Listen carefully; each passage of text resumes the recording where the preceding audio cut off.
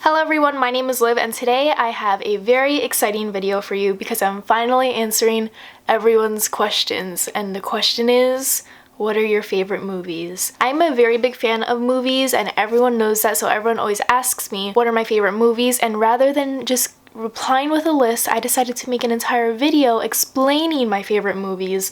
And this is the second time I'm filming this because the first time the footage just was not good, so I'm doing this all over again.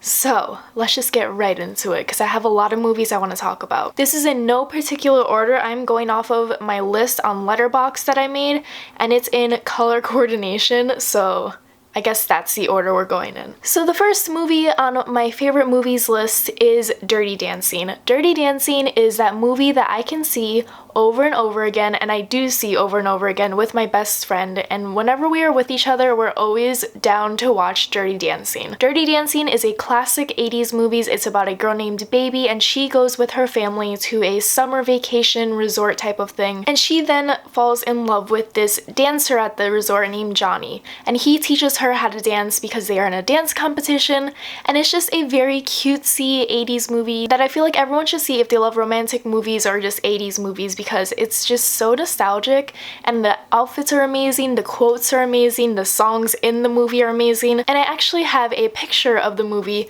hung up in my room because I love it so much. And yes, everyone should watch Dirty Dancing. The next movie on my list is actually my favorite movie of all time, and it is Casablanca. I saw Casablanca first in my high school cinema class, and my teacher was obsessed with Casablanca. He told us so many fun facts about that movie, and I fell completely in love with it. And that is one of the movies I show to every single person that I know because I want them to love the movie as much as I do. And that movie has so many iconic lines that are quoted in other shows, movies, and books. And Humphrey Bogart is just a star in that movie. Casablanca is about a man named Rick. He lives in Casablanca, Morocco, and it is set during World War II. And one day, an old flame shows up to his bar, and he is very upset because she is now married, and she needs to escape to America, and she needs his help because he's the only person who is able to get her the passports and tickets that they need in order to go to America. It is one of the best movies of all time according to the AFI, and I love it so much, and I am obsessed with Casablanca, and I can talk about that movie all day and night, and it is so beautifully done. All the costumes are amazing, the message is amazing, the love story is amazing, and I just love Humphrey Bogart in Casablanca. The next movie is one that came out in 2018 and I fell head over heels for, and I watched over and over again, and it is To All the Boys I've Loved Before. To All the Boys I've Loved Before is a book to movie adaptation, and I love the book and now I love the movie just as much, and it's just such an aesthetically pleasing movie. The shots are amazing because they're all really wide shots, and the costumes are all amazing. The actors just really embody the characters from the book and really brings the book to life, and I think they did a completely good job with that movie. I think they really stuck it to the book and they really just brought it to life in a way that a lot of book to movie adaptations don't do, and they really kept the whole entire heart of the book and made it into a beautiful movie, and I cannot wait for the sequel, and I will probably be watching that one over and over again as well. The next movie that I absolutely adore is Singing in the Rain. Singing in the Rain is one of the best musicals that I've seen. I cannot stop talking about it because I decided to go on IMDb while watching Singing in the Rain one day, and I learned so many fun facts about Singing in the Rain, like the fact that Gene Kelly got pneumonia while doing the Singing in the Rain dance sequence. Debbie Reynolds had to go to the hospital after the Good Morning dance sequence because her feet were bleeding from doing so much tap dancing.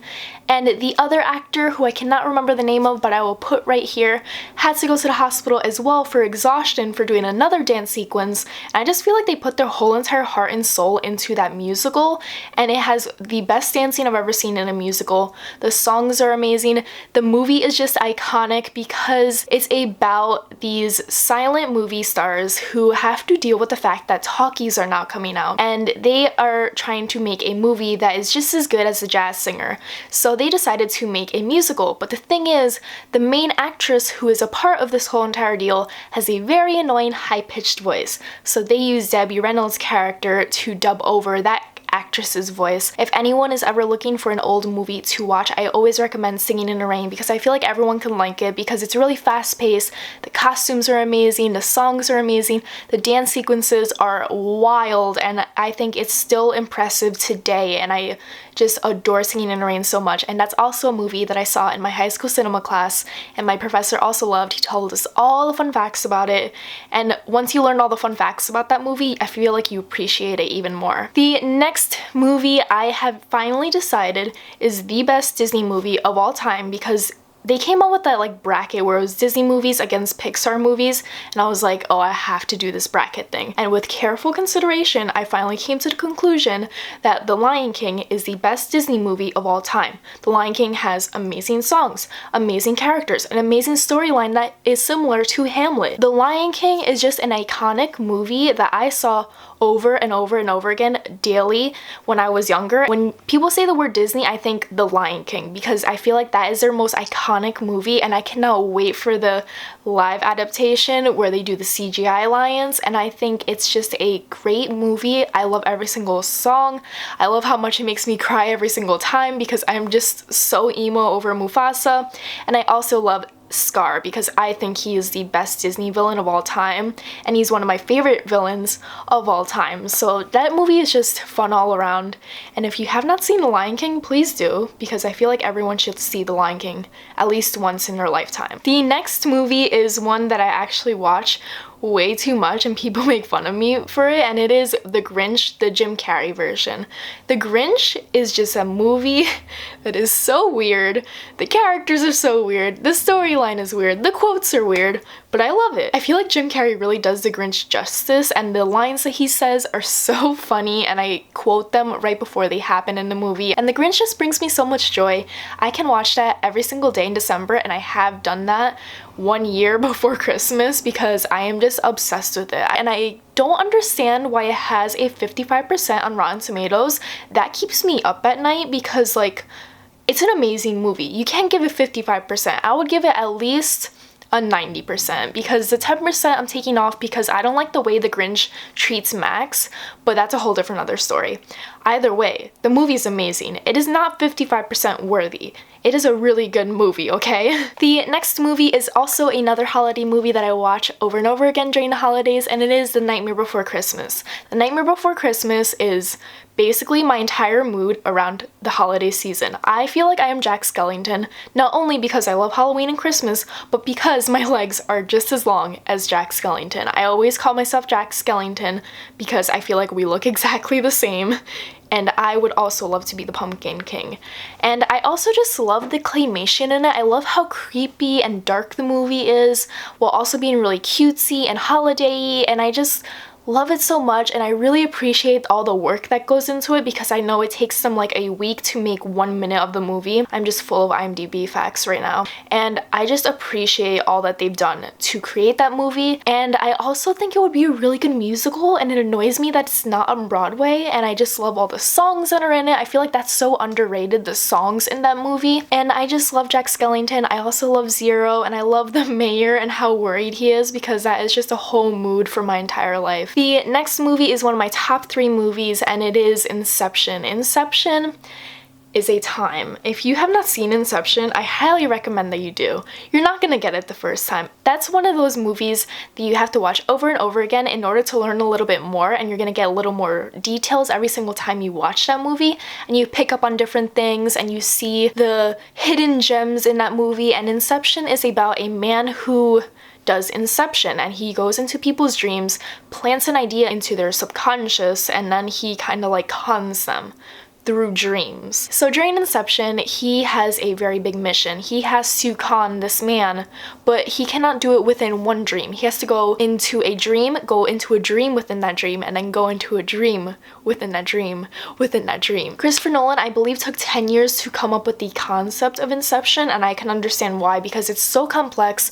I still do not understand it fully, but that's what I like about the movie because it's a movie that really makes me think. I really like movies that forces an interaction between you and the film because you are forced to pay attention to it. You're forced to see the little hidden messages in that movie. You're forced to really analyze the whole entire storyline in order to understand it, and I really like complex movies that are just mind-boggling and make you sit back and think, what did I just watch? Because that is Inception.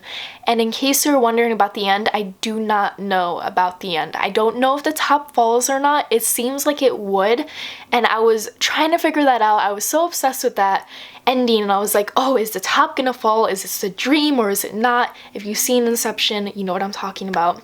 And I read an interview and it said that Christopher Nolan said that the whole point of the movie is that you're not supposed to care whether or not the top falls, because at the end, Leonardo DiCaprio's character is happy with the reality that he's in, and you should not care whether or not it falls, but I still care. I want to know if it falls, and I need Christopher Nolan to let me know if the top falls. That stuff haunts me at night, and I just love that movie. I feel like I learn something new about it every single time I watch it, and I think that's really interesting. It's definitely a movie that you could watch with friends, and then you have a giant discussion about it, which I really enjoy. I love having movie discussions with friends, and it also leads you to think about dreams and how they work. But Inception, one of the best movies I've seen. The production of it, the storyline, the script, everything about it is perfect. A lot of people don't like it because it doesn't make sense, but I think that's the beauty of it. It's so weird, and you're just like, what is the truth? I don't know. I will never know. The next movie is my second favorite movie of all time, so I guess there maybe is an order to it.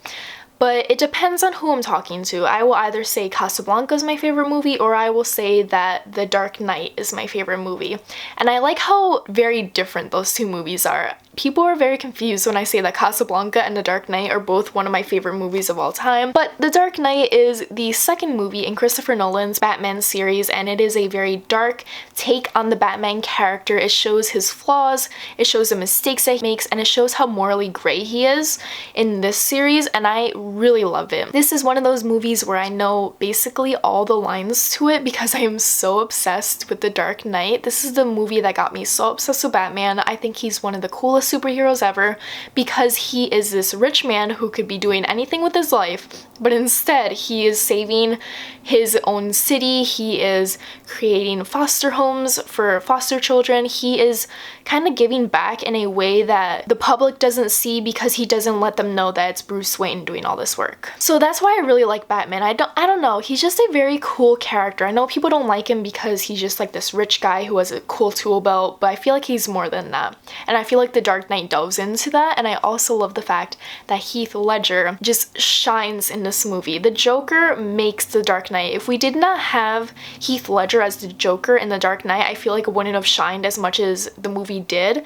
But because Heath Ledger gave his body and soul and life to this movie, it just makes it 10 times better. His lines are amazing. I've memorized all of them. And this is also a movie that I know all the IMDb facts for because I am obsessed. I did a presentation about The Dark Knight. That's how much I love it. I feel like this is the first movie that really got me into superheroes, and I also like how the hero is morally gray and how he makes mistakes and he's not this perfect person and he has a lot of flaws and he doesn't get his way in the end, and I think that's what's the coolest part. The next movie that I love and can watch every single time I see it on TV, I will always just click onto the movie and watch it from any point because I love it, and it's weird, and this is the only movie that I like by this director, and it is Inglorious Bastards. Inglorious Bastards is a weird satirical take on World War II, and I think it's a great movie. It makes me laugh, it makes me nervous every single time I see it. And I also like how there's multiple storylines within the movie as well. So we get to see this one girl who is pretending to be French when she's actually a Jewish girl.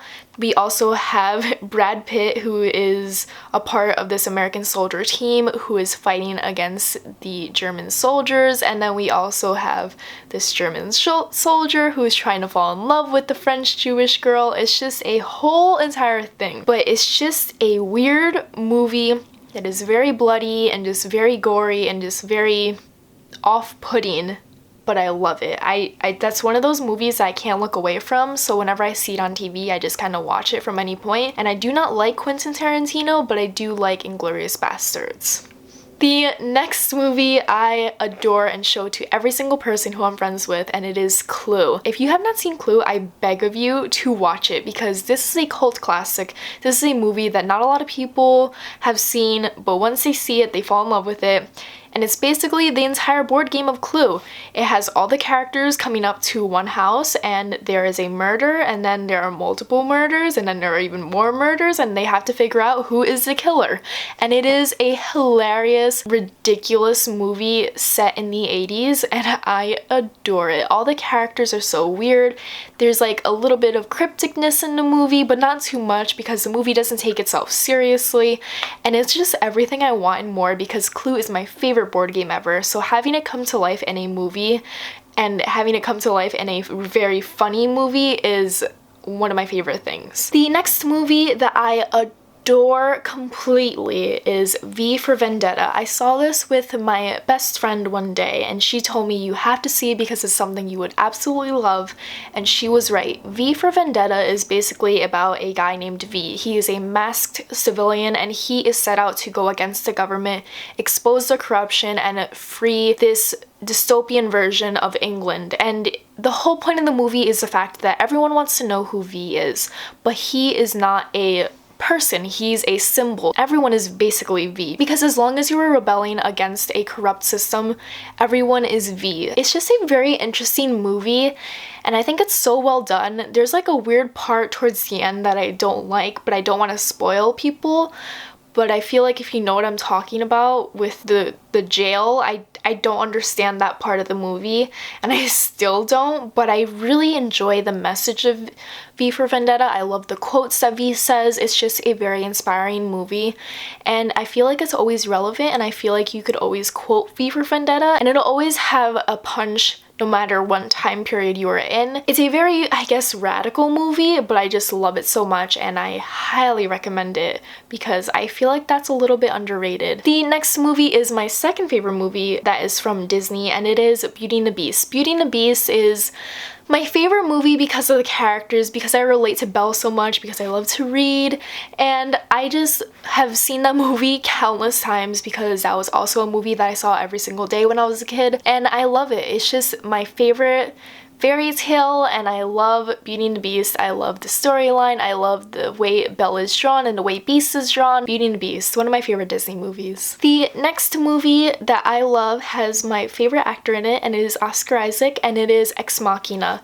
I am not a fan of sci-fi. I don't like sci-fi movies that much, so when I do like a sci-fi movie, it's very rare. Ex Machina is a futuristic movie where this man named Caleb gets chosen to work with this really iconic man named Nathan. Nathan is kind of like Steve Jobs mixed with the owner of Google mixed with the owner of Amazon. Is just like this very rich man who is very innovative. And Caleb gets to work alongside Nathan, and Nathan is working on AI, and he's wondering if AI can gain consciousness and become its own sort of human but as a robot. So Nathan decides to ask Caleb to interact with this AI and see if she has consciousness.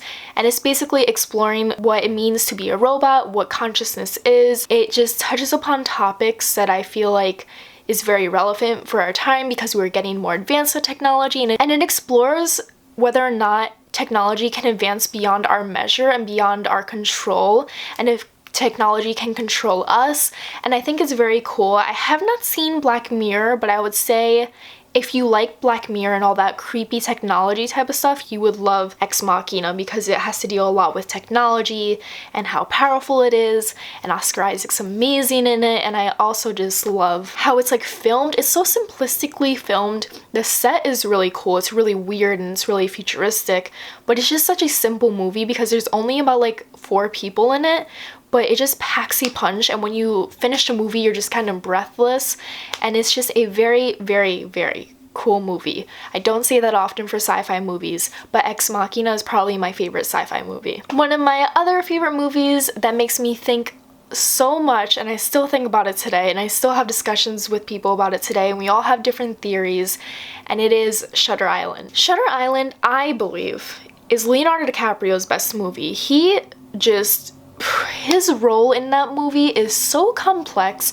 The way his character has to act and react to things is so well done. This is a book to movie adaptation, which not a lot of people know about. And this story is about a man named Teddy. He goes to Shutter Island, which is a psychiatric hospital on this remote island off the coast of Boston. And it is a psychiatric hospital for the criminally insane. This is set during the 50s, and it's after World War II, and Teddy is a ex-soldier who becomes a detective, and he is set to find this one patient who went missing on the island. But things get a little murky once he gets onto the island.